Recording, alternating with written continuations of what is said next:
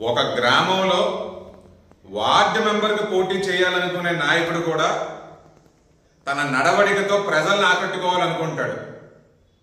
ఏది మంచి ఏది చెడు అని చెప్పి గ్రహించి మంచే చేయాలని చెప్పి అనుకుంటాడు. కానీ మన మాజీ ముఖ్యమంత్రి జగన్మోహన్ రెడ్డి గారి తీరు చూస్తే చాలా అధ్వానంగా ఉంది. ఏ రకమైన నాయకుడు కూడా మాట్లాడని భాష, ఏ రకమైన నాయకుడు కూడా సమర్థించినటువంటి కార్యక్రమాల్ని ఇతను సమర్థిస్తూ ఉన్నాడు. ఒక సైకో యువకుడు ఎవరో జాతరలో నరిగినట్టు రపా పీకలు నరుకుతామని చెప్తే దాన్ని ఖండించాల్సింది పోయి దాన్ని సమర్థిస్తారా జగన్మోహన్ రెడ్డి గారు? ఇది ఏమి నైతికత? మీకు ఒక పార్టీని నడిపే అర్హత ఉందా? ఈ రకంగా మీరు మాట్లాడారంటే యువతకి మీరిచ్చే సందేశం ఏంటి?